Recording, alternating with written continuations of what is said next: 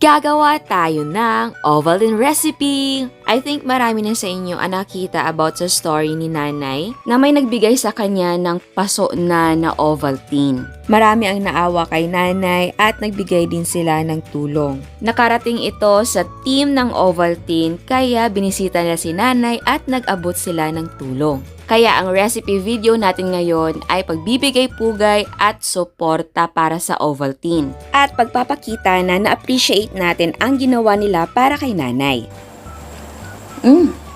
Okay, so unahin natin yung ating Ovaltine na ice cream. So meron tayong chilled na all-purpose cream. Ayan. Tapos i-whip natin ito until mag-double ang kanyang size. Ayan. And then, maglagay tayo ng ating Ovaltine. Dagdagan pa natin. Gawin natin half cup. Tapos, maglagay na din tayo ng ating kondensada. Tapos, i-mix natin ito na mabuti.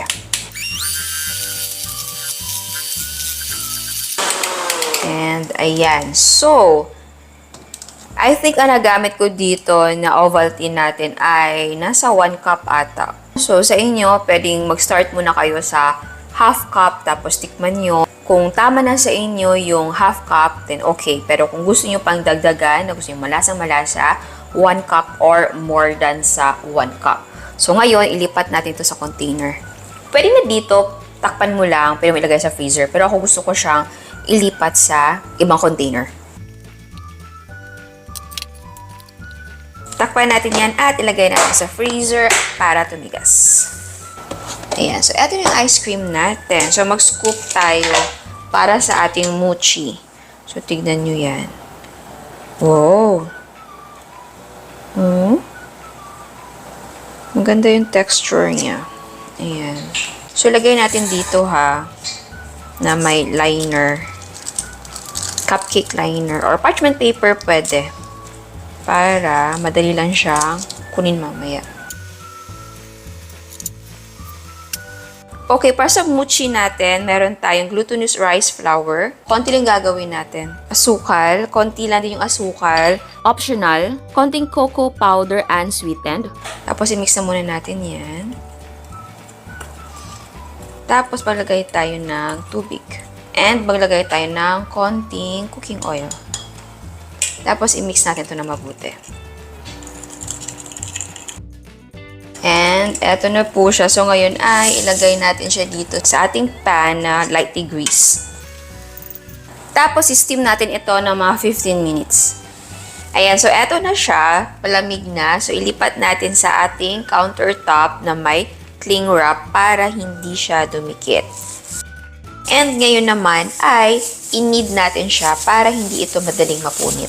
And yes, mas maganda kung may plastic gloves ka para mas madali mo siyang ma-handle dahil madikit kasi siya eh.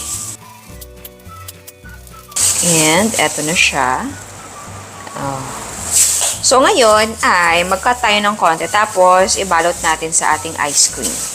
Okay, so cut tayo. I-eyeball ko lang muna ha.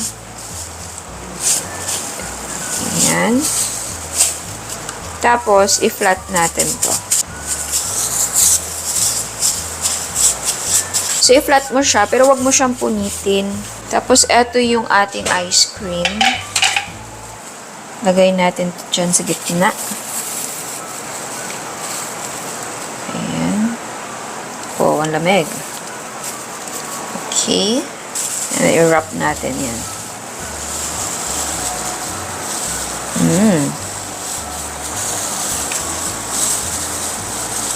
Ayan. Okay. Oopsie. Anipis masyado, so huwag masyadong manipis. Lalo na kapag sa middle na part. Pangalawa natin. So, pa-flatten ko siya. Pero manipis yung sa mga edge. Ayan, sa gitna. Seal natin. Oops. Okay, para sa ating milkshake na Ovaltine, kailangan natin ng, syempre, yellow. Ayan. Tapos malagay tayo ng Ovaltine.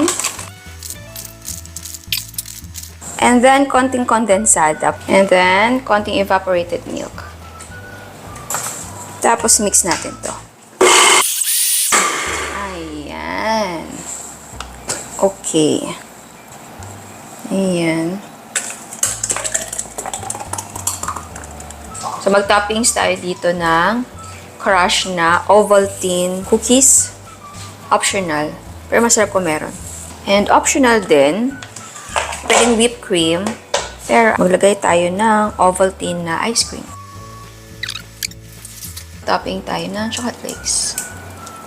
So, para sa Ovaltine drink natin, meron tayong Ovaltine. Lagay tayo dyan. And then, maglagay tayo ng milk powder. Or pwedeng gumamit ng full cream milk. Tapos, ay maglagay tayo ng konting kondensada. And konting hot water na muna. Tapos, i-mix natin to. And, ayan. Tapos, ngayon, lagyan muna natin ng cold water. And then, lagyan natin ng yellow. Okay, ito yung optional. Maglagay tayo ng topping. So, pwede kang gumamit dito ng crush na Ovaltine na cookies or yung biscuit nila. And then, pwede kang maglagay ng whipped cream, pero wala ako nun. So, yung Ovaltine ice cream na lang yung gamitin natin. And balagay tayo ng extra nut chocolate flakes. And sa Ovaltine ice cream natin, pwede mag-topping ng extra na Ovaltine powder. And chocolate flakes. Ayan, so tikman na natin. Unahin natin yung ating ice cream. Ay, ang bango ng Ovaltine ice cream natin. Ayan, no? Oh, di ba? Unang kagat para sa inyo. Napaka-smooth ng ating ice cream.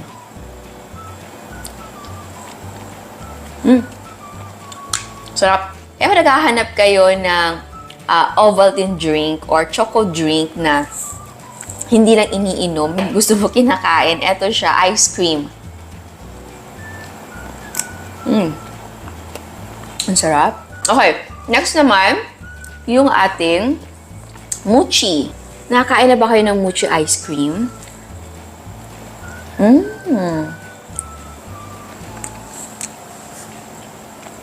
Mahilig ako sa mochi ice cream. May dating talaga sa akin ang mochi ice cream. Maganda yung combination kasi ng mochi at ice cream.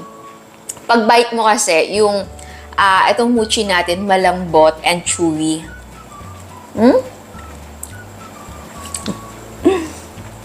Sarap. Okay, question. Bakit yung ating mochi, bakit cocoa powder yung nilagay ko, hindi yung Ovaltine? Sinubukan ko siya, pero hindi ko matansya dahil mismo yung Ovaltine ay may asukal. Yung glutinous rice kasi, kapag nadamihan mo ng asukal, hindi siya na-firm. So, hindi ko siya matansya talaga. Hindi nila ako naglagay ng Ovaltine dun sa ating mochi mixture. Cocoa powder nila. Pero, actually, pwedeng hindi ka na maglagay ng cocoa powder. Pwedeng white lang yung mochi layer natin. Okay, next yung ating Ovaltine drink. So kung gagawa ka nito ng walang ice cream, okay lang. Kasi parang bonus na yung ice cream. Kung whipped cream, pwede din. So, sip na tayo. Wow, sarap na pagkakatimpla ko. Hindi tinipid. On point. Parang walang kulang. Walang labis, walang kulang. Nakakagigil yung lasa. Naiintindihan niyo ba pag sinasabi ko nakakagigil yung lasa? Yung parang ganun. Sarap ng timpla ko. Wow. Oo, so huwag ka magtipid kapag titimpla ka nito. Okay, next, yung ating Ovaltine na milkshake. Sip tayo. Oh my God. Alam nyo, kahit tag-ulan na ngayon, itong ginawa natin, pak na pak pa rin. Kung meron kayong coffee shop, pwede nyo siyang i-add sa menu. Yeah. Napakasimple lang, di ba? Ovaltine lang meron ka ng ganito. So, ano pang recipe na pwedeng gamitin yung Ovaltine? I-comment nyo below.